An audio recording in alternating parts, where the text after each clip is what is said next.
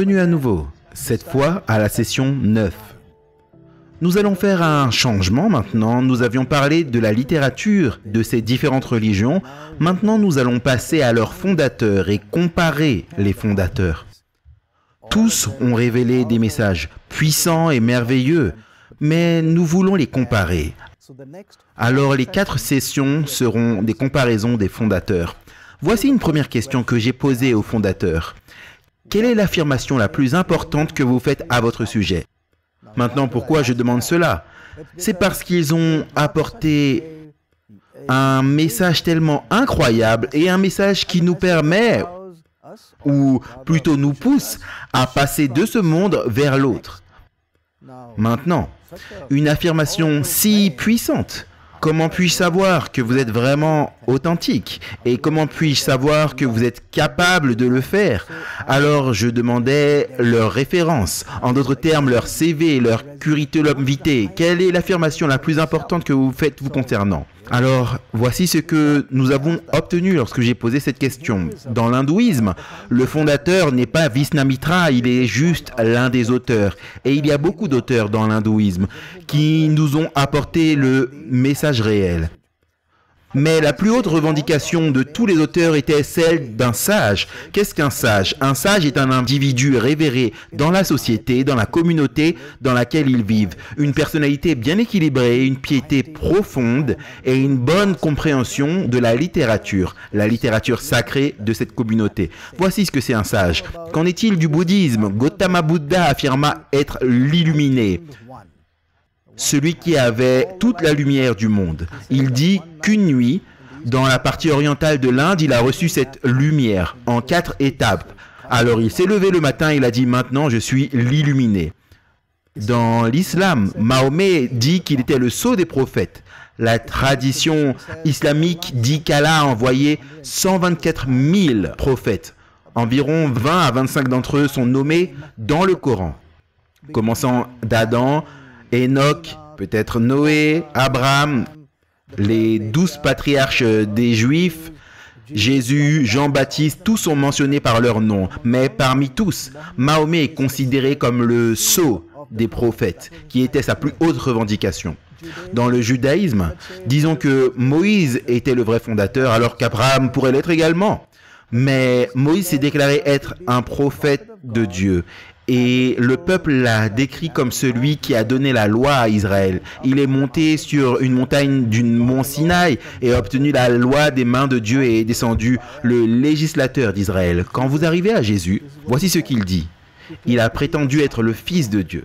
Maintenant, certains différencient entre Fils de Dieu et Dieu. Mais vraiment, le Fils de Dieu est Dieu. Il affirmait être Dieu. Waouh! Regardez ces 5. Et considérez-les tous. Et j'ai posé la question, quelle est l'affirmation la plus haute que vous faites vous concernant? Donc quelle est la plus haute revendication? La plus élevée? Il vous faudra convenir que la ligne doit être tracée entre les 4 premiers et le dernier, le 5e. Parce que les 4 premiers sont tous humains. Jésus a affirmé être Dieu, appartenir à ce royaume, qui est un royaume surnaturel. Waouh! Difficile à croire, mais c'est ce qu'il a dit. Maintenant, vous et moi, nous ne pouvons contester aucune de leurs affirmations. Aucun de nous ne peut dire « Gautama Buddha, tu n'es pas l'illuminé » ou « Mahomet, tu n'es pas le sceau des prophètes ». De même, nous ne pouvons pas dire à Jésus « Tu n'es pas le Fils de Dieu ».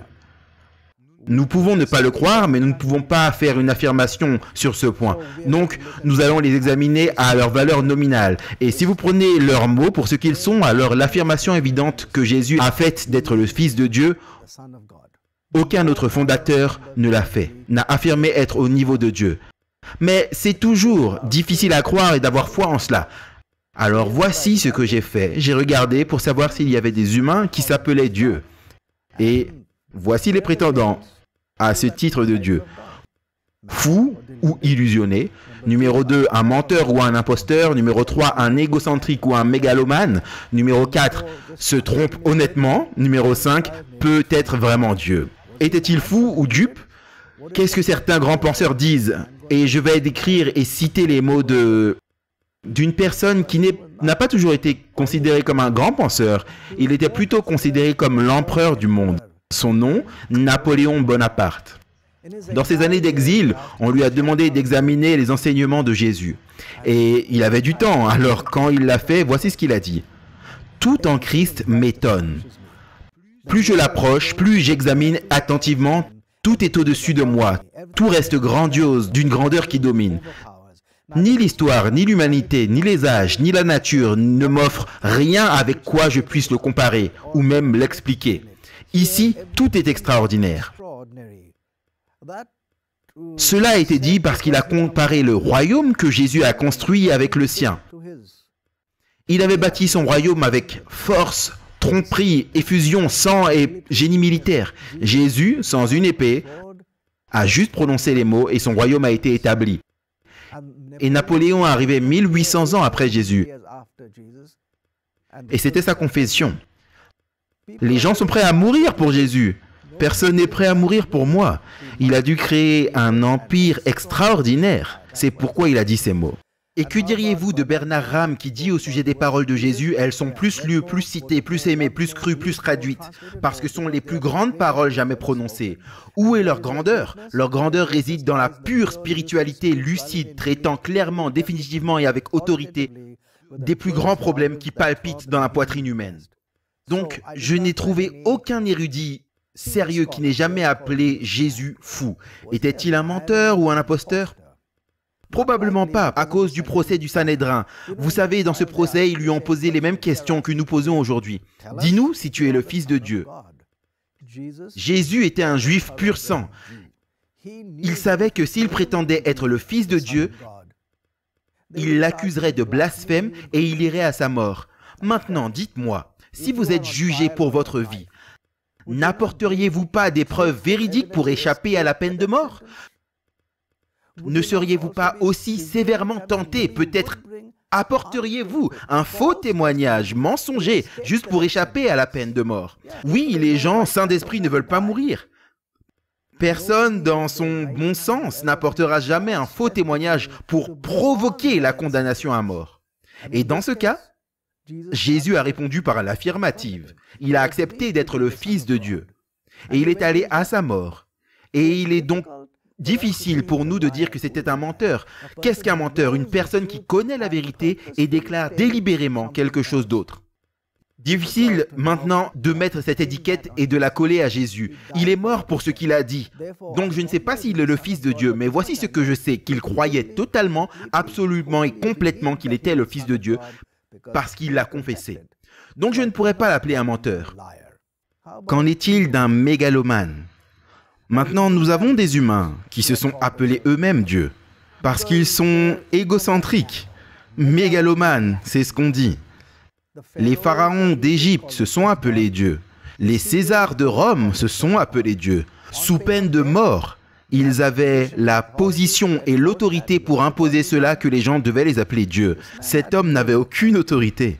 Il a, à un moment donné, lavé les pieds sales de ses disciples, comme un serviteur ordinaire. Ce n'est pas être enflé avec un sens imprudent de sa propre suffisance, non. Il s'est tourné vers ses disciples et il a dit, vous aussi, vous devez vous laver les pieds les uns les autres. C'est une image d'abnégation, pas un mégalomane. Qu'en est-il de s'il s'est vraiment trompé? C'est ce que Richard Dawkins a dit. Une quatrième possibilité, presque trop évidente pour avoir besoin d'être mentionnée, est que Jésus s'est honnêtement trompé. Beaucoup de gens le sont. Dites-moi, sérieusement, feriez-vous sincèrement fausse route si vous croyez être le roi ou la reine d'Angleterre?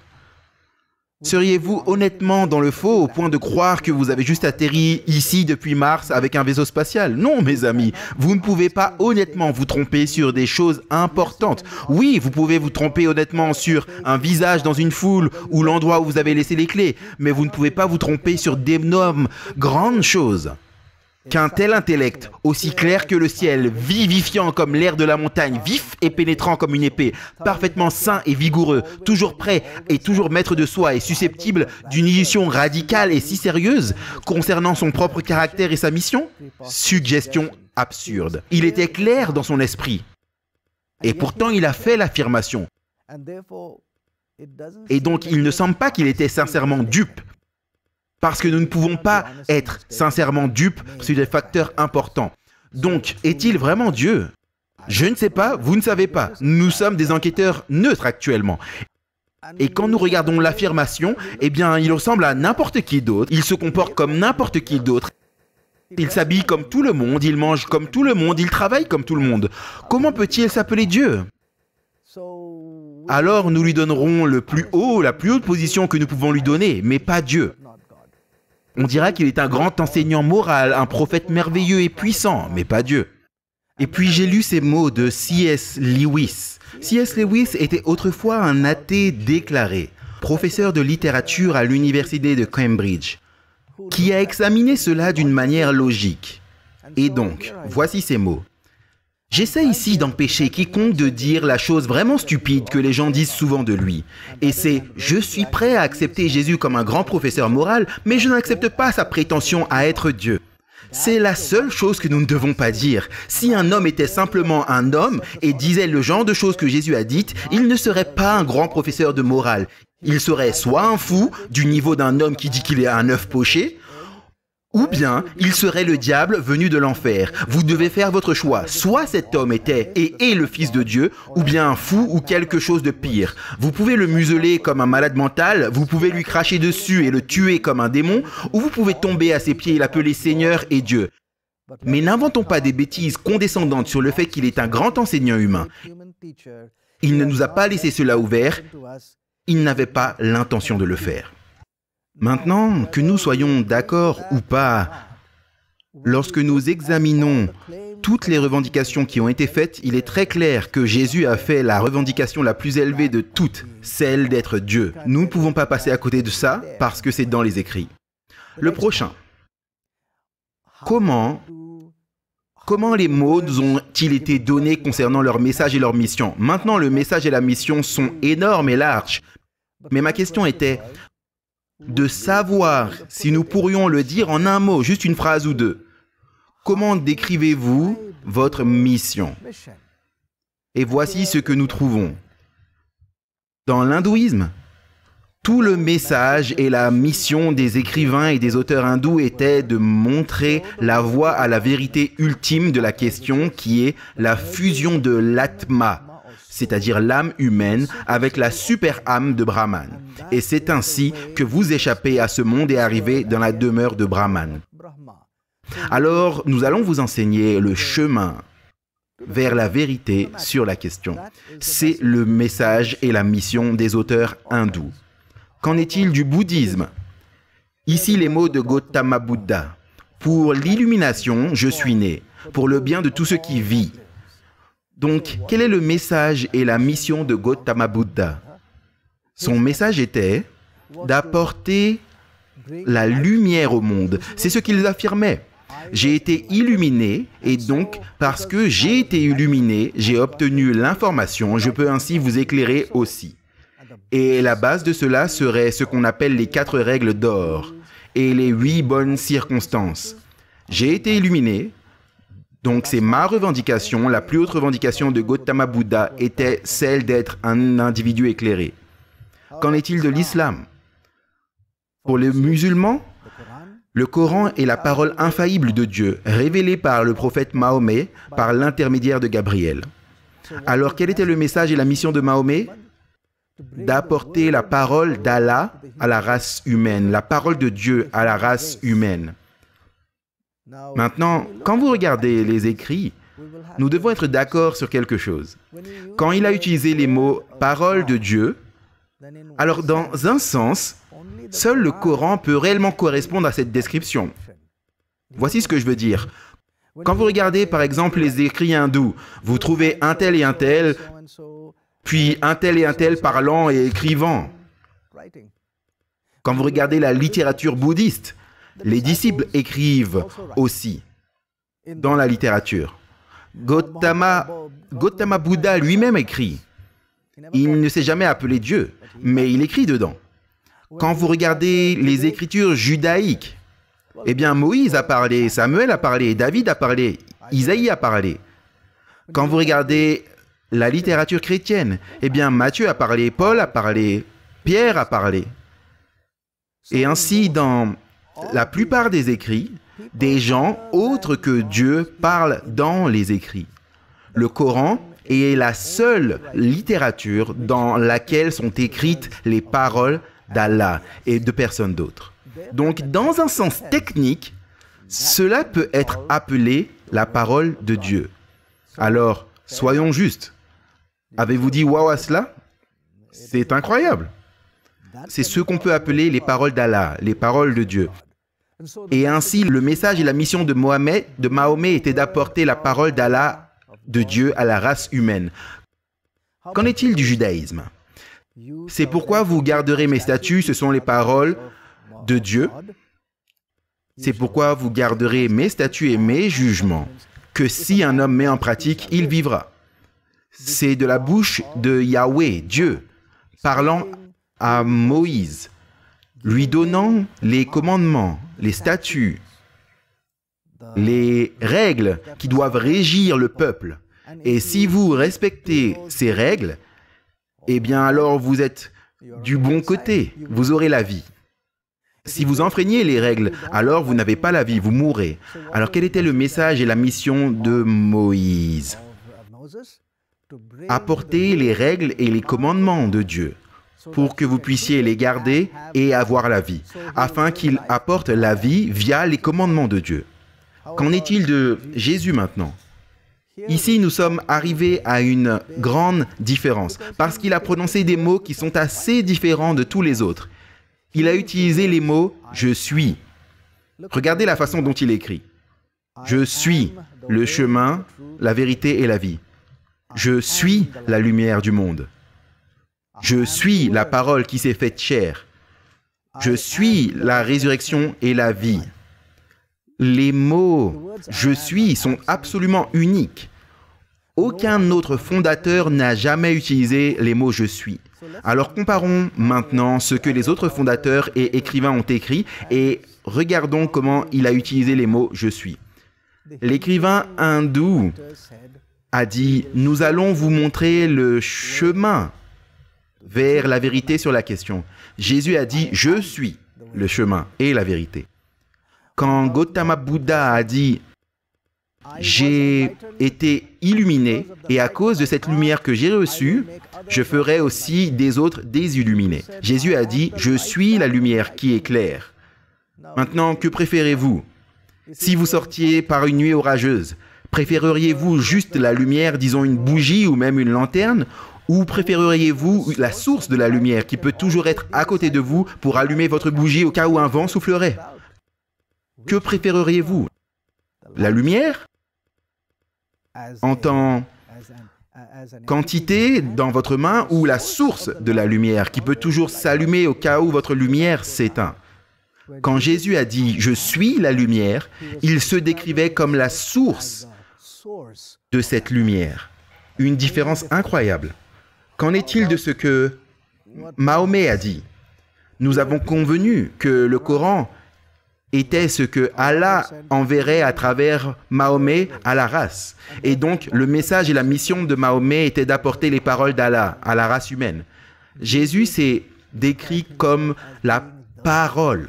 Si Mahomet a dit « Je t'apporte la parole », Jésus a dit « Je suis la parole qui s'est faite chair ». Quand on arrive à Moïse, Moïse a dit « Je vais vous apporter les commandements pour que vous ayez la vie ». Jésus a dit « Je suis la vie et la résurrection ». Les mots « je suis » le mettent à part. Par exemple, si vous enlevez Bouddha, on peut encore atteindre la bouddhéité en suivant les écrits qu'il a laissés et les autres écrivains et les autres auteurs qui l'ont développé. Si vous supprimez Moïse, vous pouvez toujours être un Israélite en suivant les écrits de Moïse, l'Ancien Testament, le Talmud et tout le reste. Si vous supprimez les auteurs dans l'hindouisme, vous pouvez toujours atteindre la demeure de Brahman en suivant ses écrits. Si vous supprimez Mahomet, l'homme parfait qui nous a apporté la parole d'Allah, on peut toujours passer le jugement au jour du jugement en suivant les mots qui étaient dans le livre. Nous n'avions pas vraiment besoin de lui, bien qu'il soit un bon exemple. Mais nous n'avons pas vraiment besoin de lui pour que nous puissions réussir le jugement. Mais voici la différence. En ce qui concerne le christianisme, si vous supprimez Jésus, la déclaration, l'affirmation du christianisme, il ne reste en fait plus rien parce qu'il était le message. En d'autres termes, tous les autres fondateurs des différentes religions et des systèmes de croyances affirmaient apporter un message au monde. Aucun n'a jamais prétendu être le message, sauf Jésus. Donc la déclaration « Je suis » le met à part comme étant vraiment unique. Maintenant, il nous faut revenir un peu en arrière pour découvrir ce que nous avons fait jusqu'à présent. Rappelez-vous que nous posons la question aux fondateurs. Et la question que j'ai posée était « Quelle est la plus haute affirmation que vous faites à votre sujet ?» Nous demandons des références, nous voulons être sûrs, parce que je voulais être sûr de l'endroit où placer mon destin éternel. C'est ce qu'ils revendiquaient. Venez, nous vous donnerons un destin éternel.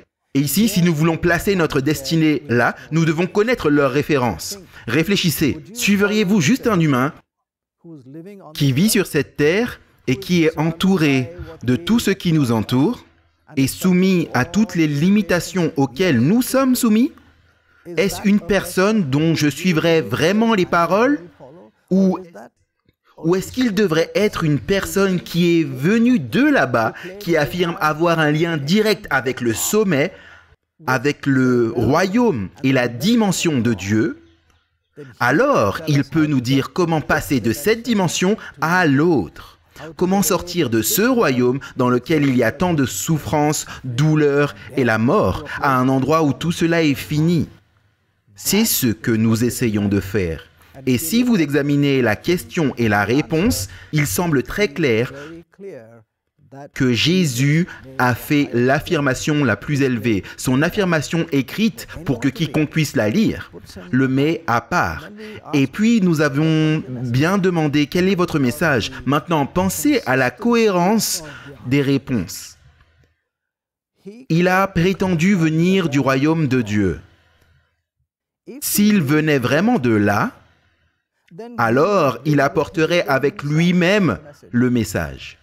Vous voyez, les autres fondateurs devaient dire « j'apporte un message » parce qu'ils ont reçu le message d'une autre source afin qu'ils puissent l'apporter. Jésus a pu dire « je suis le message » parce qu'il était la source du message. Il est venu d'où le message habite et vit réellement. Regardons une autre comparaison. Comparons Jésus à Gautama Bouddha. Il a dit « j'ai cherché la lumière ». Pendant 6 ans, il a cherché la lumière en se battant, s'affamant, en passant par la pénitence. Jésus n'avait rien à faire de tout cela. Il a simplement déclaré « je suis la lumière ». N'est-ce pas une différence? Qu'en est-il des autres? Jésus et Mohamed. Vous savez, l'une des raisons pour lesquelles ils disent, et d'ailleurs nous avons convenu que Mahomet est le sceau des prophètes, c'est à cause d'une expérience qu'il a eue. Cela s'appelle l'Esra. Niraj. Esra signifie voyage de nuit, Niraj signifie l'ascension. Et voici l'histoire. Une nuit où il dormait à la Mecque, quand l'ange Gabriel est venu lui dire « Viens avec moi ». Et à côté d'eux se trouvait un cheval céleste, Baruch. Alors ils ont tous deux grimpé sur le dos de Baruch et Baruch les a transportés de la Mecque au mont du Temple à Jérusalem. Là, il y avait une échelle qui montait. Vous voyez qu'Allah avait créé 7 cieux. Et donc, cette échelle allait du 1er, 2e, 3e jusqu'au 7e ciel. Maintenant, le 7e ciel, c'est là où Allah demeure. Donc, l'ange Gabriel a dit à Mahomet, « Viens avec moi ». Et ils sont montés au 1er ciel. Il était présidé par l'un des prophètes, Jean-Baptiste peut-être, et puis au suivant, et au suivant encore, Jésus et Moïse, Enoch, tous ces noms-là, Abraham, Moïse, chacun présidait un ciel. Et puis ils sont finalement arrivés au 7e ciel. Et là, Allah, il a eu une conversation avec Dieu. Et ensuite, il est descendu cette même nuit sur terre. Et le matin, quand il a dit aux gens, j'ai été au 7e ciel, waouh, c'était une expérience incroyable. Vous voyez, dans la tradition islamique, vous ne pouvez pas approcher de Dieu. Allah est transcendant. Donc si un prophète est allé d'ici au 7e ciel pour être avec Dieu et est revenu, c'était incroyable. Et c'est pourquoi il s'appelle le sceau des prophètes. Maintenant, dans cette histoire est une confession qu'il appartient à ici et il est allé là-bas pour une visite. Contraste avec Jésus. Il a dit, où Mahomet est allé au ciel, c'est ma maison. J'y ai habité et je suis venu ici pour une visite. Et donc les origines et le sens de déplacement sont exactement contraires. Pas les mêmes. Maintenant, dites-moi, qui en sait le plus sur la ville où vous habitez? La personne qui y a vécu toute sa vie ou bien moi qui pourrais venir pour une visite d'environ 3 ou 4 heures? Réfléchissez. Celui qui y vit peut parler de cet endroit. Celui qui vit dans cet autre royaume où réside la vérité absolue est celui qui peut descendre vers nous et nous dire « Ceci est la vérité sur la question ». La crédibilité de ces mots sont incroyables. Il a dit « Je viens de là ». J'apporte le message, non seulement dans mes mains, mais je suis le message. Ces mots « je suis » mettent Jésus complètement à part de toutes les autres affirmations de tous les autres fondateurs. Serait-ce encore une bille rouge? Si vous avez apprécié cette présentation avec Dr. Subodh Pandit et vous souhaitez regarder plus de cette série unique de 13 parties gratuitement en ligne, visitez le site web godfactorfiction.com. C'est godfactorfiction.com. Si vous souhaitez commander cette série fascinante sur DVD, elle est maintenant disponible chez White Horse Media. Pour commander de l'intérieur des États-Unis, appelez 1-800-782-4253. Dr. Subodh a écrit 2 livres révélateurs intitulés « Venez et cherchez avec moi, Dieu existe-t-il vraiment ?» et « Venez chercher avec moi, le poids de l'évidence », qui explore davantage les sujets de l'évolution, du théisme, de l'athéisme et de la religion. Pour commander ces livres aux États-Unis, appelez. Si vous habitez en dehors des États-Unis, vous pouvez également les commander facilement sur Amazon.com.